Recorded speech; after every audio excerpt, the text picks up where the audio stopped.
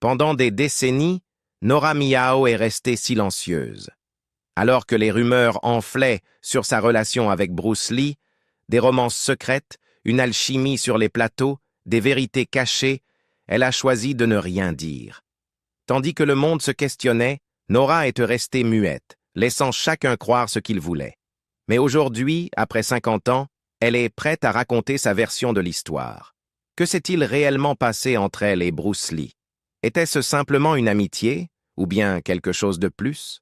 Dans cette vidéo, Nora Miao brise enfin le silence et révèle la vérité sur sa connexion avec la légende des arts martiaux et ce qu'elle a vu derrière l'homme que le monde admirait.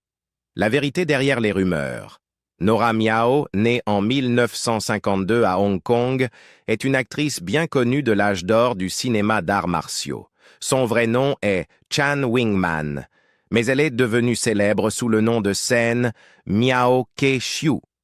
Elle s'est fait un nom dans les années 1970 grâce à ses films avec Golden Harvest, l'un des studios les plus célèbres de Hong Kong, et fut parmi les premières actrices à signer avec eux. Nora est surtout connue pour ses rôles aux côtés de Bruce Lee dans certains de ses films les plus emblématiques. Elle a tourné avec lui dans Big Boss, La Fureur de vaincre et Le Jeu de la mort. Elle occupe aussi une place unique dans l'histoire du cinéma, étant la seule femme à avoir partagé un baiser à l'écran avec Bruce Lee. Leur collaboration étroite a alimenté d'innombrables spéculations, mais jusqu'à aujourd'hui, Nora n'avait jamais raconté toute son histoire. Nora Miao a rencontré Bruce Lee pour la première fois au studio Golden Harvest, un lieu qui allait propulser leurs carrières respectives. À l'époque, Nora ne connaissait de Bruce que sa réputation de pratiquant de Wing Chun, mais dès leur première rencontre, elle a immédiatement remarqué quelque chose de spécial. Il n'était pas seulement doué, il avait cette confiance naturelle qui attirait les gens, se souvient-elle plus tard. Bruce se distinguait non seulement par son talent, mais aussi par sa discipline inflexible.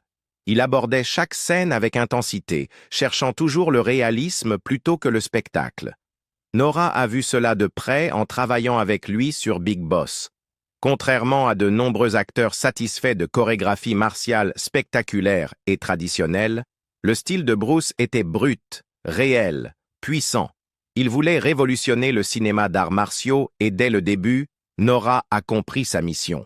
Leur lien s'est renforcé au fil des tournages de La Fureur de vaincre et Le Jeu de la mort.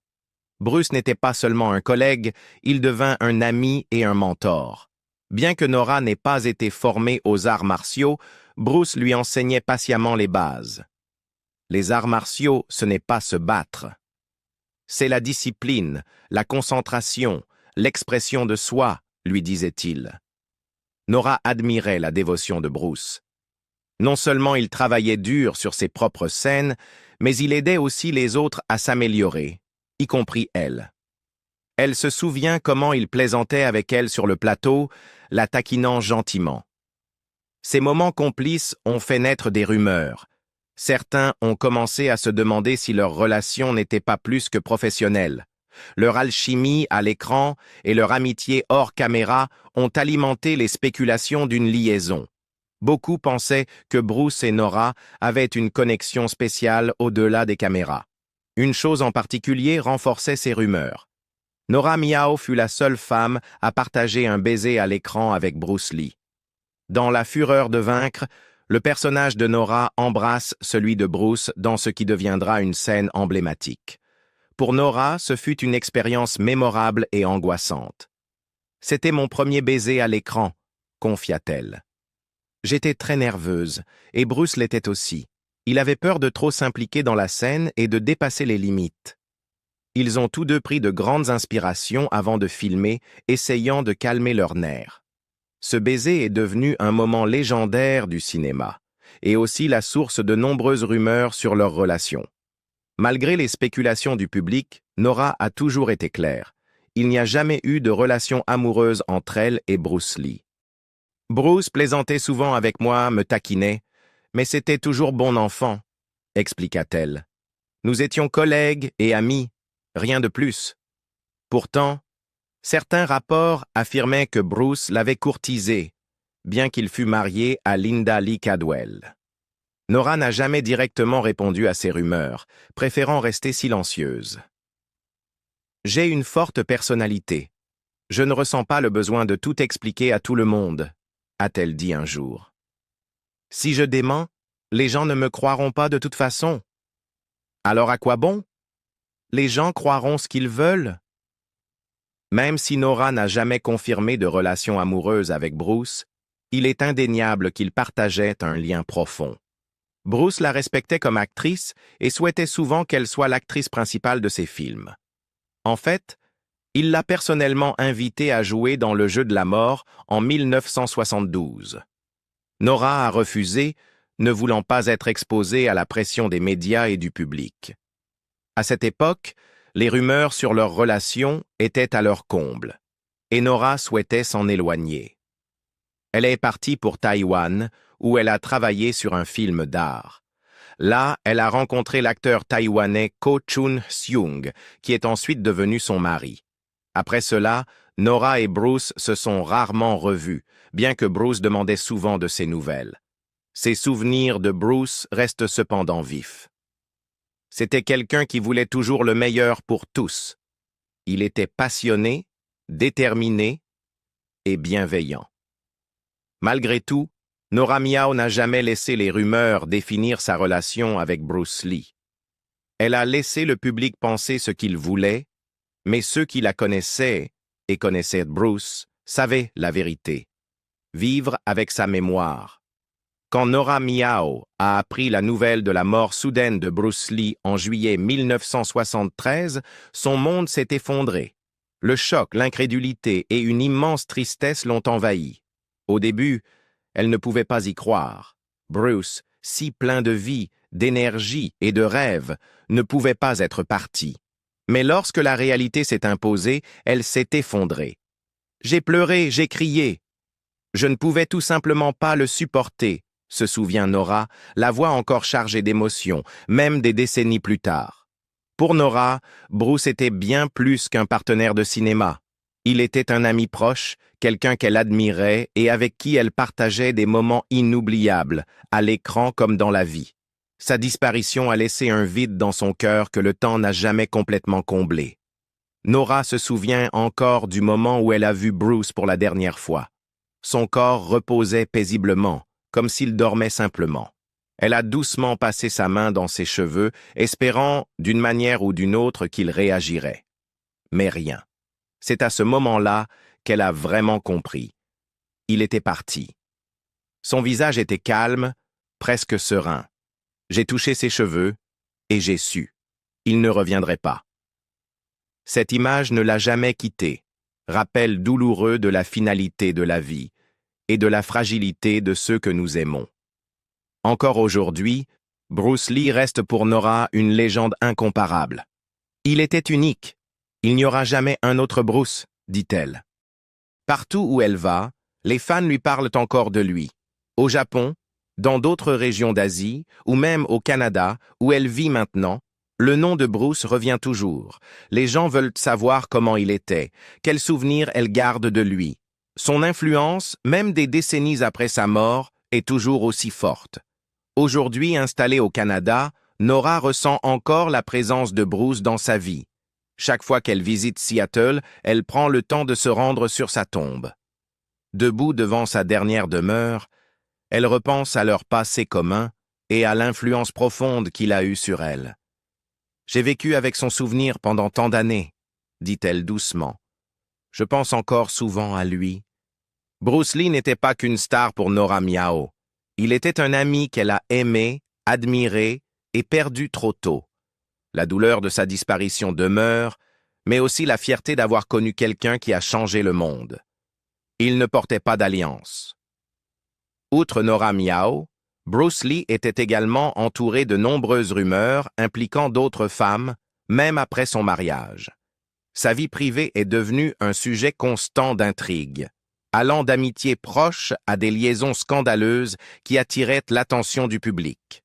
Betty Ting Pei, une actrice taïwanaise, fut incontestablement impliquée dans la vie de Bruce Lee d'une manière beaucoup plus intime et controversée que toute autre femme en dehors de son mariage. Le 20 juillet 1973, Bruce Lee mourut soudainement dans son appartement. Un événement qui déclencha l'un des scandales les plus choquants de l'histoire du cinéma hongkongais. Les circonstances de sa mort, combinées à leur relation amoureuse connue, ont jeté une ombre durable sur la vie et la réputation de Betty.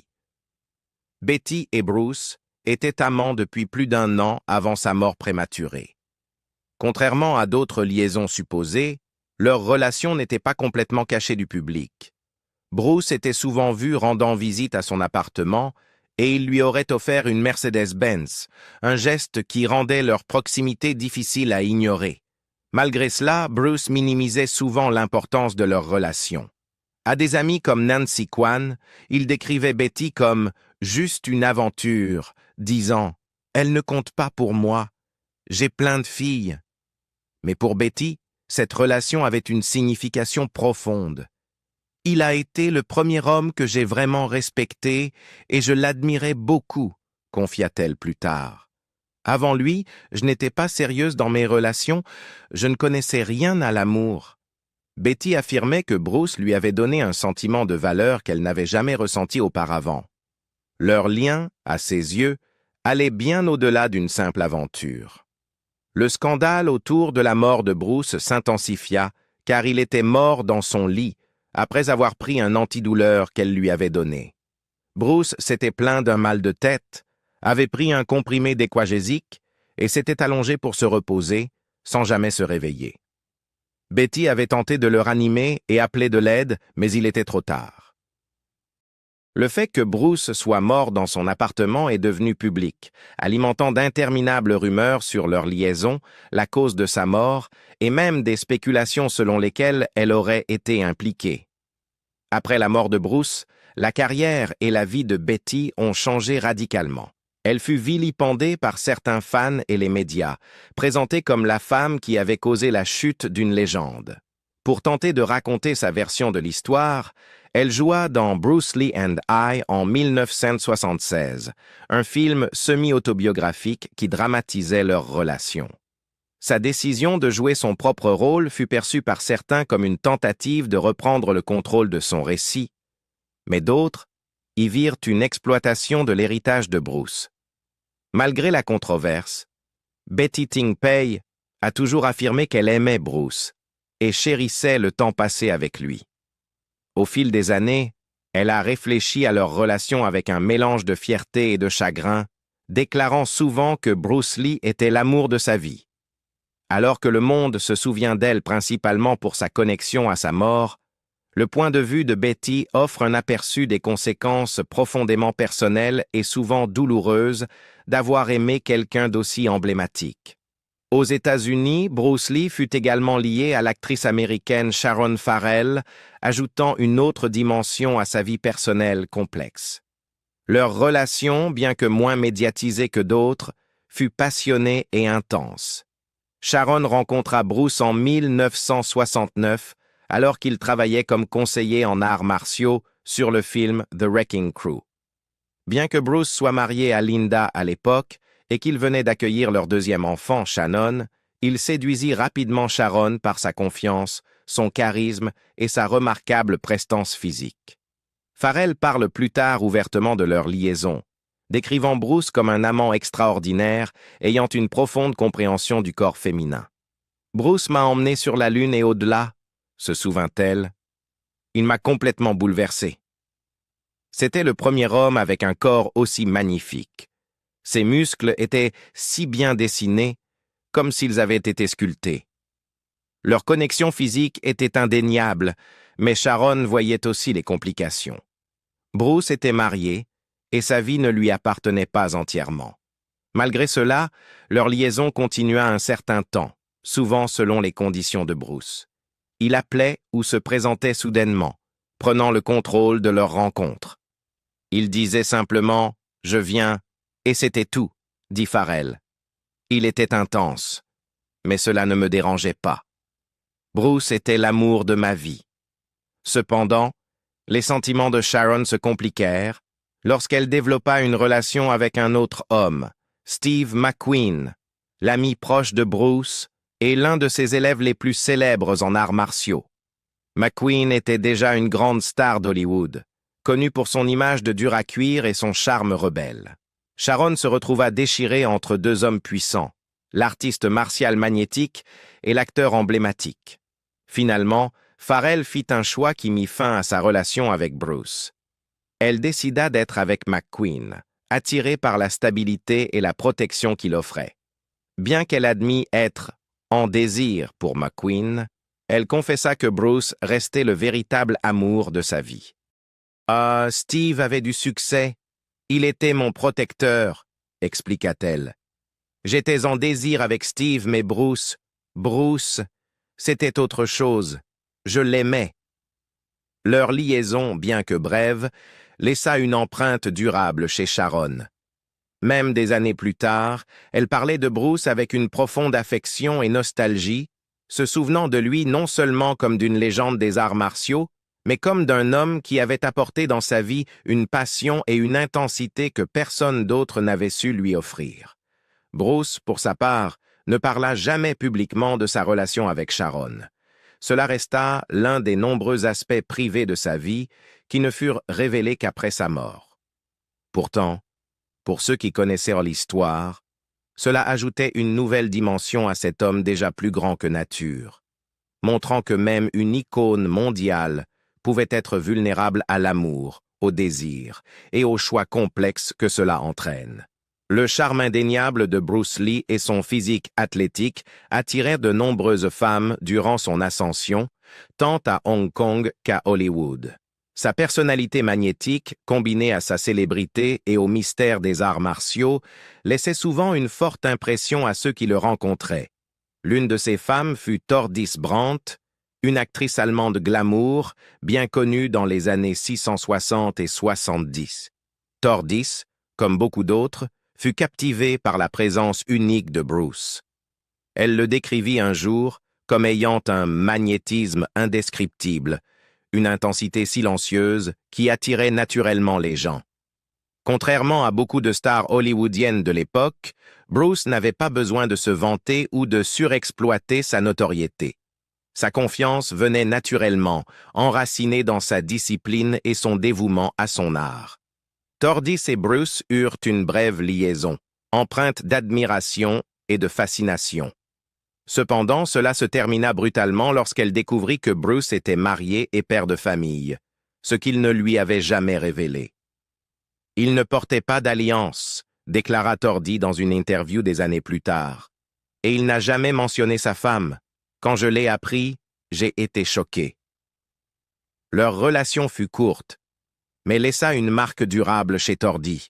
Elle se souvenait de Bruce comme d'un homme à la fois puissant et vulnérable, quelqu'un qui portait le poids des attentes, mais qui cherchait encore des connexions personnelles au-delà de l'écran, la vraie femme derrière la légende. Linda, l'épouse de Bruce, fut une présence constante et loyale dans sa vie. Ils se sont rencontrés à Seattle au début des années 1960, alors que Bruce enseignait les arts martiaux, et se sont mariés en 1964, malgré les objections de la famille baptiste conservatrice de Linda. Ensemble, ils ont eu 2 enfants, Brandon et Shannon, et ont construit une vie fondée sur les rêves de succès mondial de Bruce.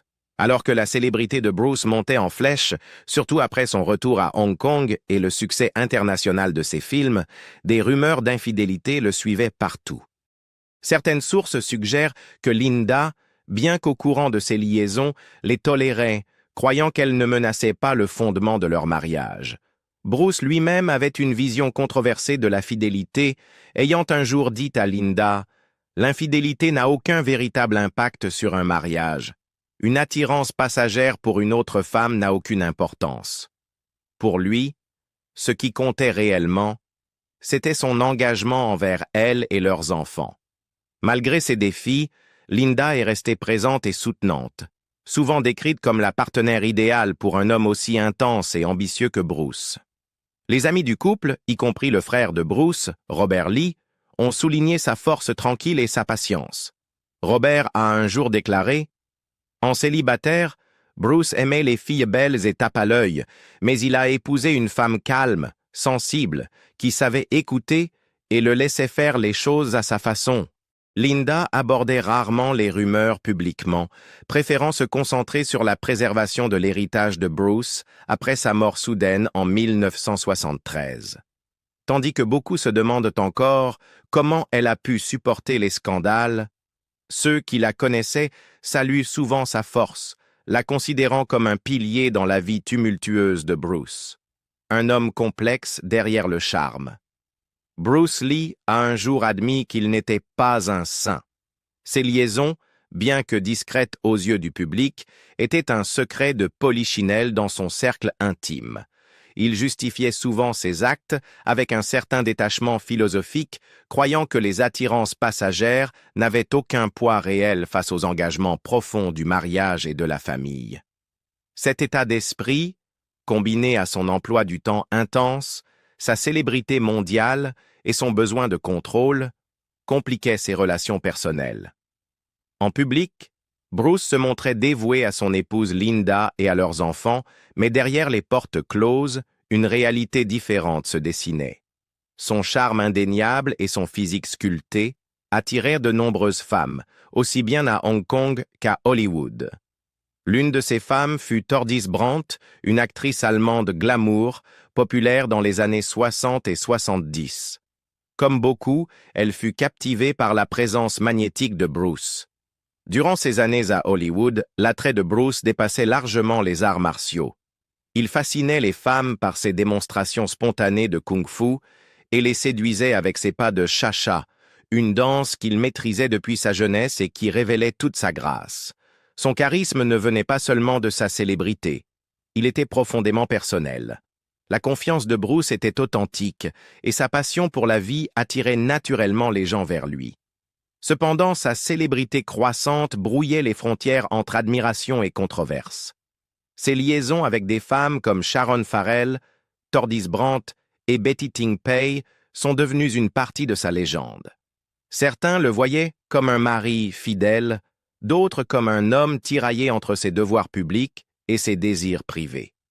Malgré ses complexités, Bruce a marqué ceux qui l'ont connu, non seulement comme un artiste martial, mais comme un homme qui vivait avec intensité, sans jamais s'excuser. Et aujourd'hui, après 50 ans, Nora Miao a enfin partagé sa vérité sur Bruce Lee, l'homme derrière la légende. D'une profonde amitié aux rumeurs persistantes, des moments inoubliables sur les plateaux au chagrin de sa perte soudaine, nous avons découvert une facette plus humaine de l'icône des arts martiaux. Et vous, pensez-vous que la vie personnelle de Bruce Lee change la façon dont nous percevons son héritage ou ne fait-elle que le rendre plus humain? Partagez vos pensées dans les commentaires ci-dessous. Et n'oubliez pas d'aimer, de partager et de vous abonner pour plus d'histoires méconnues sur les icônes qui ont façonné le monde.